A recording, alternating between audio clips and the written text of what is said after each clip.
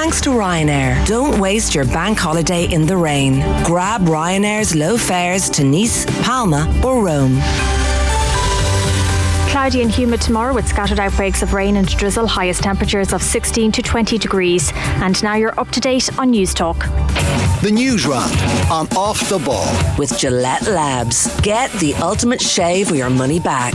Neon Night Edition available now. This is News Talk. All right, you're welcome along to Thursday's Off the Ball. Nathan with you until 10 o'clock. Johnny Sexton potentially facing a ban before the World Cup, maybe even into the World Cup. We don't know, but charges have been laid against Johnny Sexton after the Champions Cup final. Rory O'Connor is going to talk to us about that this evening. We'll have John Giles on Declan Rice's move to Arsenal, Mason Mount on his way to Manchester United. All that on the way after 9 o'clock. But for the first couple of hours of the show, we're going to bring you what was one of the best nights I've certainly had in Off the Ball. We were at the Round Room in the Mansion House last night, Will. How bad? Very fancy location. Kind of getting used to it now. Do quite a few shows there. We had Graham Souness there a couple of months ago. Last night was something a little bit different. So yesterday was a tough day, I think it's fair to say, for the Irish squad. We had all 23 members of the Republic of Ireland squad in the Round Room at the Mansion House. The entire management team. This was a night of celebration for them, a night to let the hair down, to put the feet up, to just relax, a night of entertainment. They had to provide some of the entertainment and get up on stage and do some interviews. We had Conor Moore there, Conor Sketches. I believe he was Michael D. Higgins. He was Michael D. Higgins. He was Tommy Tiernan. He was Jurgen Klopp. He was Roy Keane. All the hits. Went down very well. We had Gavin James, who came on at the end, who had the players up on stage dancing. Had Vera was loving it. I don't know if Vera was a Gavin James fan beforehand, but she certainly was by the end of it. She was giving it loads. Vera said to you at some point as well, I think I saw a clip earlier, that she had never heard the phrase crack until she'd arrived here before. Well, she's Dutch. I'd say she's heard the phrase crack, all right, but the crack. I don't know if she's heard. Probably not. Why would you? Like, other people don't use that. Richie, why would you have heard that? I don't know. It's nice to know that there's several, two alumni from my secondary school on the show tonight. If indeed Gavin James does make the cut. I don't think. Does Gavin make the cut? No, we didn't pay enough for that. All right, that's fair enough. It was very good. You had to be there. Me. Yeah, you can only afford me. That's absolutely. There's no slush fund to pay stuff around here. I thought. It looked like a really heartening night actually from the outside looking in, because obviously I was tethered to the beast here. Given what was a fairly emotional morning for Vera Pauw yesterday, and I think she had to break away from interviews because the whole of it was a lot to go over and over again. How she'd broken players' dreams. It seemed like a real pickup in spirits last night and then into today with the presentation of the jerseys ahead of their trip down to Australia as well. The kind of realisation of what is on the horizon and not just what people are going to miss out on. Those of them lucky enough to not be in the squad. It's ramping up now and it's becoming a massive thing. Yeah, it was just great crack. And the players bought into it completely. We had Vera Pauw and Katie McCabe up on stage first. Then maybe the best part of the night, and I'd say for the players the most enjoyable part, we had three legends up on stage. So Olivia O'Toole, 54 goals, record goal scorer, just the most passionate Irish supporter you would ever find, heading down to Australia off her own bat. She's out in Tala last Thursday night, jersey on, absolutely loving it. We had Paula Gorham, who scored a hat-trick 1973, the first ever women's international against Wales, scored a hat-trick that night.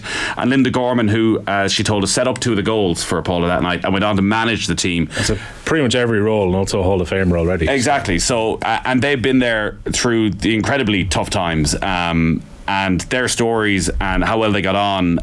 It was for some of the younger players in the squad who maybe didn't know them. Olivia played for so long that she'd actually played with the likes of Niamh Fahey and Louise Quinn and quite a few of the players. But to get their stories and realise what they've been through to get to this stage was just brilliant. And then we had Amber Barton, her dad, Sean Paulup, who was not the rapper, and also heading to Australia. He was just, again, as you can imagine, just so incredibly proud of what Amber has achieved. We Chloe Mustaki and her partner Greg Sloggett two footballers trying to somehow find some time together at some stage. And then we'd Louise Quinn, Niamh Fahey and Denise O'Sullivan. Denise wasn't happy we didn't have the pipe band that she's got used to now down in Knocknaheeny. I saw the video, it was incredible. absolutely incredible. It was like before a county final or something, and she was the Pied Piper working her way through her local town, which is to everyone coming out to see her. We couldn't get rid of the players by the end of the night, to be quite honest with you. It was about 20 past 11, and the crowd was a mix of, there was a huge amount of FAI staff there was a lot of people from Sky who put on the night, and a load of young girls from football clubs around Dublin who had come in for the evening. And this was sort of a night for the players to relax and, as I say, enjoy Conor Moore and Gavin James. And we weren't sure if they'd be doing autographs and photographs, like they're so good generally with their time after every game. I'd say they stuck around for an hour, signed every autograph, every photograph that was needed. Everybody went home happy. Probably a relief for them to get out for the night, I would think too. Aside from the pressure of the squad being named and wanting to be in that 23, they've been in camp for a little while now. They had the friendly against Zambia last week. They're getting ready for this friendly against France as well. It's a long time probably cooped up as a group where you would actually like to get out and maybe release the steam for a night. Yeah, I think there weren't. I don't think there was a beer involved for anyone last night. They were on media duties today, and I think there's training tomorrow, and then they've got the weekend off, so they can properly relax, because that'll probably be the final break, I'd imagine, before they head down to Australia. James in Dublin. I've been busy at work all day, so I've missed all the good stuff. That's all anyone's talking about, so I'm getting the gist pretty quickly. Is there an OTB barter fund? I think you're probably the person to ask about that. Not one that I'm willing to reveal, but if you want to know the best restaurants in Athens, I can certainly put you in touch with some people. Listen, you got to treat yourself well on these trips, don't you? The Hurling Pod boys, when they've got their live show in the Borgosh Theatre in a couple of weeks, I suspect they'll be dipping into the fund. They'll be dipping into the barter fund. Well, when I saw Ger Gilroy having to walk to the stadium in Istanbul, I get the feeling he doesn't have the slush fund to dip into to get as the RT lads are going by in the limo. There you go. Stretch limo, probably. Wow. This is the most long-running scandal there's ever been in Ireland. We're into what, about day 8, day 9? Yeah, and it's just getting worse. They keep finding new depths, which is really something. Like, just even like, I haven't listened to the whole. I haven't been, I've been kind of busy. I haven't been listening to the whole Public Accounts Committee stuff. I dipped in a little bit today, and it's just literally every 5 minutes you'll stumble into something where it's like, oh God, really? What?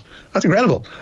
Just the money that was sloshing around being spent on trips to Champions League finals and the Rugby World Cup in 2019. It's quite remarkable. I don't know how a lot of these people are coming back from this. It's premium seats at the Aviva. You're just thinking, I know sometimes there has to be a bit of greasing of the wheels to make sure you get those commercial deals over the line, but I'm not sure you have to spend over 20 grand to bring people to a Champions League final, or over 100 grand to bring people to the Rugby World Cup. I wonder what the return on investment is and what's come out of that barter account.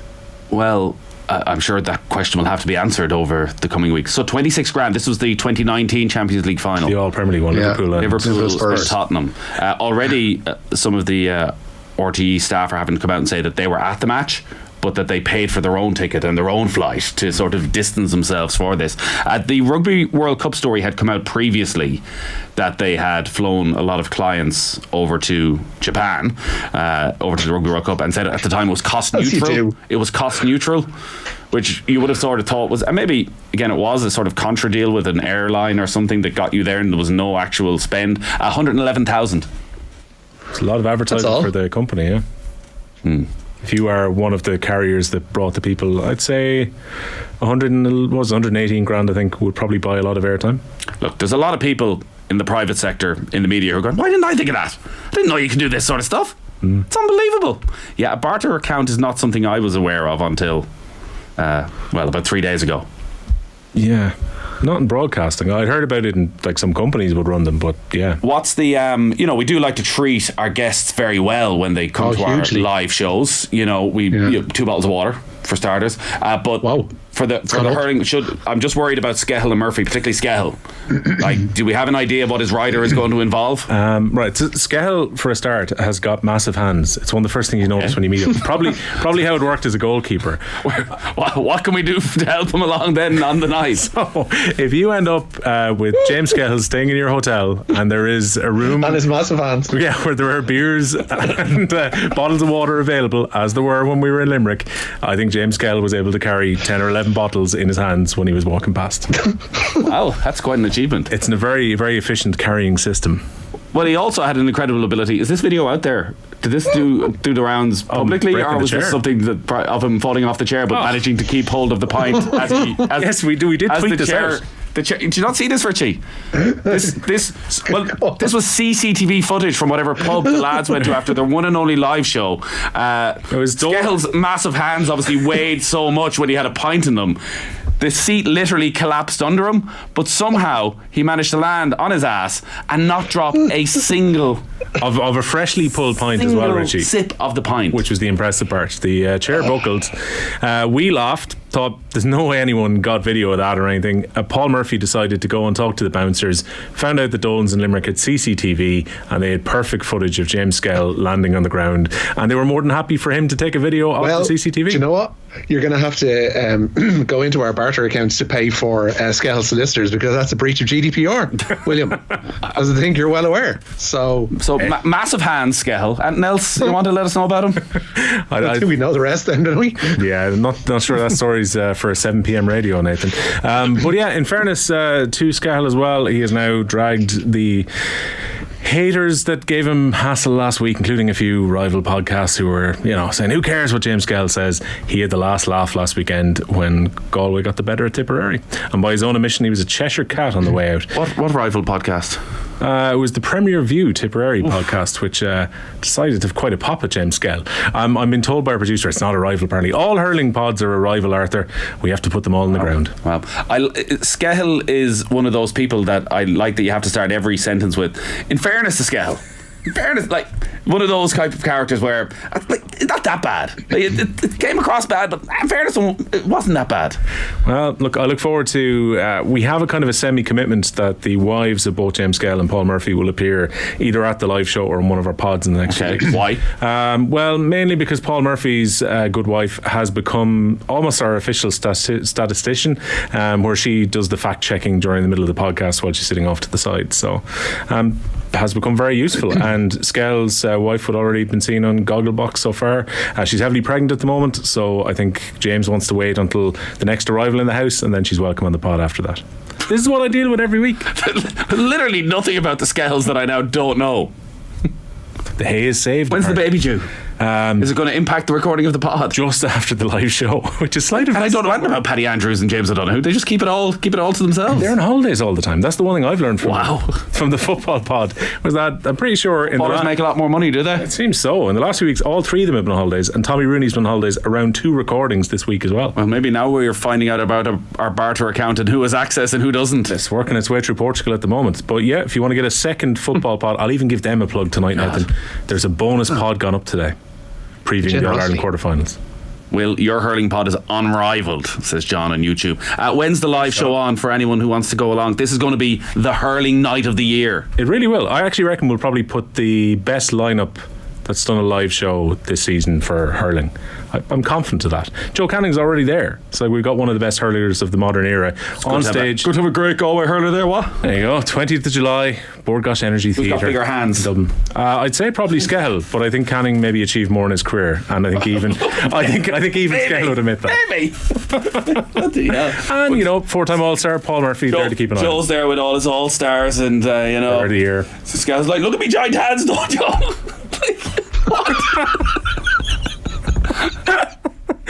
Look, they're both on the same management team at the moment. This is the worst tangent that has ever come up on this show. Stop talking about Skells. Right, let's try and. It's him doing it, not me. Any chance at all of an Ashes update, lads? Yeah. I'm going to open the tab. I'm just going to stall for some time here. Yeah, no, England trailing by 138 runs after the second day's play, 278 for 4. They ended day 2 with Harry Brook on 45, Ben Stokes on 17. They missed out on a century as well earlier on today, but took it out for 98. And Australia had been bowled out earlier on today for 416. So England will resume 138 runs shy of the first innings total of the Aussies. The best thing, though, I don't know if anybody's been aware of this yet. It's on the other side of the world. But as regards England versus Australia, if anybody has the means to do this, seek out a documentary that Channel 9 did in Australia in the last 48 hours called The Longest Feud, which basically tells the tale of Ian Botham and former Aussie captain Ian Chappell and their 45-year long hatred, which is simmering to this day. And they sit the two of them down opposite each other and let them go at it. And when I say they genuinely still hate each other, they genuinely still hate each other. and let each other know about it. And it's like the last minute of the documentary, like, it's a pretty good doc. The last minute of it is some of the best TV you will ever see. So if you have the means of seeking these things out, The Longest Feud is what it's called. It's I hate the way you bring these good things in there, like, if you have the means of sneaking things. Come on, Richie. Would massive hands make much of a difference for a hurling keeper? I'd say it probably would. I mean, it's why they use a hurl with a massive boss. I would imagine if you're trying to catch the ball, having large hands would be quite helpful. Right, we're going to have to. I don't know if Richie's going to be able for this. We're going to have to try and move on with this show and get into the news round. This is Off the Ball for tonight. We're heading in sort of RTE directions here, that there's going to be a long-running inquiry into what the hell happened, and a lot of us are going to have a lot of explaining to do at the end of this one. So Rory O'Connor's coming up after 9 o'clock, because there is some news around Johnny Sexton. Yeah, he has been summoned, Sexton, not Rory, to appear before an independent disciplinary committee on July 13th. The Ireland captain is facing complaints of misconduct arising from his behaviour at last month's Heineken Champions Cup final. Leinster must also face the committee charged with failure to exercise reasonable control over Sexton. The process and its timing places into doubt Sexton's involvement at the Rugby World Cup. Fair to say this is dragging on, and there seems to be an awful lot of confusion as to what exactly happened that this is needed. Rory's general feeling was the fact that they've gone this far would suggest that they feel they have enough, and that he will face some sort of a ban. Unlikely to miss World Cup games, but considering he hasn't played since the 18th of March and the win against England, missing the warm-up games at his stage is still going to be a bit of a setback. Yeah, I think if you're awaiting a suspension like this, the worst thing that can possibly happen is the period of time between the infraction and the potential suspension. So if this had been heard, say, a couple of weeks after the Champions Cup final and he got a time-based ban, well, then obviously he would have served quite a bit of it before the World Cup warm-ups even came around. So generally they rule within a few days of a disciplinary hearing. So say if he was to pick up a suspension, you're talking about the second week of July. If he was to get a month, he would definitely at that point be going in and coming in with no rugby behind him for the best part of half a year before he play in the World Cup, which is far from ideal, and obviously would miss out on, you know, the potential for a going away in an Ireland shirt at the Aviva as well. Good win for the under-20s, Richie? Certainly was, yeah. Ireland's under-20s got their semi-final hopes back on track at the World Under-20 Rugby Championship this morning. Dermot Mangan's injury time try secured a potentially vital bonus point in a 30-10 win over Australia on a boggy track in Parle. The win moves Ireland top of Pool B for the time being, and captain Gus McCarthy believes they played the conditions better than their opponents this morning. Yeah, it really feels like an Irish winter. But you know, these conditions probably suited us more than the Australians, and certainly a lot of aspects of the game we needed to fix up on. Our discipline maybe wasn't good enough in that first half, and handling issues. But like I said at the start, we fought and stayed in it. Like that really just highlights this squad to just never give up, as I said. I always like that line from Declan Lynch about the FAI being the dysfunctional sporting body that other dysfunctional sporting bodies called the Galacticos. That's not the FAI anymore. It's a nice cuddly FAI right now. But there's no shortage of people, no shortage of organisations just queuing up to take that title, Richie. We should mention, by the way, that we mentioned for the time being as regards Ireland's status as Pool B leaders, it looks like that's going to go to England. They have a bonus point in their back pocket into the second half of their match with Fiji, now leading by 41 points to 7. But as you mentioned there, the Irish Horse Racing Regulatory Board CEO says they've been hit by a bombshell. Darragh O'Loughlin told the Public Accounts Committee today that an independent investigation has been ordered into a financial matter of grave concern at the IHRB. Their Chief Financial Officer, Donal O'Shea, has been placed on voluntary leave, since yesterday, with O'Loughlin unable to say if the matters are connected. O'Loughlin told the committee that the issue at hand occurred in early 2022. He was questioned about the CFO's absence by the chair of the Public Accounts Committee, Brian Hanley, TD. Our Chief Financial Officer is currently on a period of voluntary leave without prejudice to his position. Since when? Since yesterday. And could I ask, and I know that you're going to be careful about giving details, but in relation to the hitherto unknown issue that emerged to give rise to grave concern, I don't want you to go into detail, but just what area does it relate to, what matter? I don't wish to say anything that could in any way prejudice the review that is going to take place.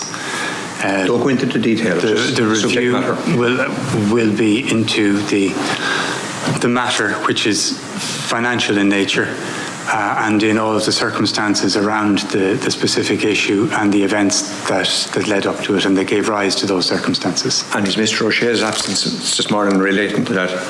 I really don't wish to say anything that could prejudice the outcome of any review or investigation in the future. We are going to cover this in depth over the next couple of days. We just want to make sure we get the right voices and get a full insight into what is going on. But this is going to be totally overshadowed today because of all the revelations of RTE. But some of the things that were spoken about this morning, Richie, from the IHRB, again, another public body, were absolutely outrageous. Yeah, the committee also heard that O'Loughlin's predecessor, Dennis Egan, retired early with a retirement package of €384,870. James O'Connor TD said that sum was 58% larger than should have been paid out, while Mr. O'Loughlin told the committee that Mr. Egan's contract either didn't exist or wasn't in their possession. Where's overall governance and oversight in all this? Like, how can that happen that you turn and go, actually, no, we don't have the contract? I think everybody has just been watching both the RTE scenario and then this morning with their mouths wide open going, like, how can you run an organisation and not know whether the contract existed, whether, much like Ryan Tubridy, as they're saying today, there is no contract for him to be a TV presenter. We're not sure if there's a contract for him to present his radio show. It might be an oral contract. The numbers involved are just so staggering, and the recklessness with public money that seems to go through all of these organisations is infuriating and feels like it's coming to a head. Maybe the IHRB get away with this and people forget about it again because RTE will be front and centre for so long, but there's a real focus, Richie, obviously on the IHRB. We're talking about the betting tax quite a lot recently, the amount of funding that they're receiving, and maybe today is the moment that there is a sea change in opinion as to how much funding they should actually receive. Yeah, I think it'll be hamstrung a little bit as well by as we mentioned, the investigation is going to be launched into this, and Darragh O'Loughlin, the CEO, said today that will take a matter of months to clean up, because just judging by his opening statement and then by the answers that he gave to some of the questions from the members of the committee, there's so many different knots to untangle here. The previous CEO's severance package, early retirement package, just being one of them, and the level of public money that's involved in all of that. It beggars belief. Like, it's staggering to see that level of questions being raised about how these places are being run, which should be, given their standing, above reproach and all this kind of stuff. They should be, pretty cut and dried, and that there's so many levels and so many questions that you will need answering as a result of this. And I'm not sure that the investigation will probably be able to answer all of them to the public satisfaction. It's just staggering that they can come up in front of the Public Accounts Committee and say that yesterday their Chief Financial Officer was put on voluntary leave. Yeah, I think you can join the dots. You can absolutely join the dots. Yeah, you can join the dots, and then, given the fact that the minister has been informed, the investigation is effectively underway, there's only so much publicly they can say as relates to joining those dots or not. It's a mess, and that's the thing. This will be overshadowed by the RTE situation, but I don't think it should be of any less interest to the public, but given the amount of public money that's going into it. John Giles coming your way after 9 o'clock. A couple of transfer stories, Richie, to run through.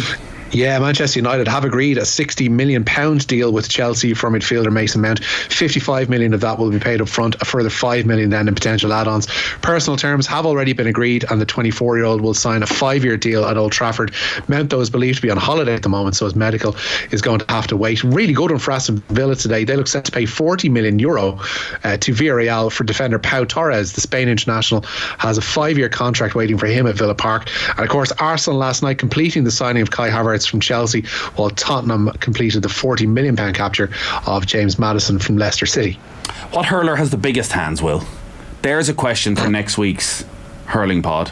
I'm sure we can answer it in the pod. Has this come in from a listener? Or is I'm this just wondering myself?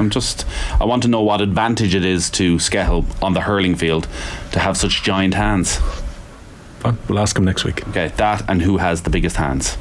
These are the answers that we now want. Tell Richie that Nathan Lyon, Aussie spinner, limped off injured. Huge loss, could be winning or losing of the test. He actually has it there ready to go. We just didn't get to it. I did, yeah. He has a calf injury, and Steve Smith there after today's play, doesn't know the extent of it just yet, so he's probably not going to play again for the rest of the test, and they're keeping their fingers crossed, although I doubt they're exactly hopeful that he's going to be featuring in the third. Alright, good stuff as always, Richie. Nice, lads. Would you bring Tuberty in to host some evening, lads? Because of your behaviour tonight, Will, I suspect the odds have shortened dramatically on such a thing. We could be both operating without a contract soon. Yeah, well, can't find it. Is it written down anywhere? God knows at this stage. Alright, good stuff, Will. Time for Cash Machine. Your chance to win big. News Talk's Summer Cash Machine. After Lorraine's big win on Wednesday, another person missed the opportunity to win big on Thursday when they missed our call. That means we have a rollover. If you entered since 5 o'clock on Wednesday, you're still in to win, but you must know the amount. The Cash Machine amount is €50,832.54. Text play to 57557. That's 57557. Get your entry in by 3 o'clock on Friday.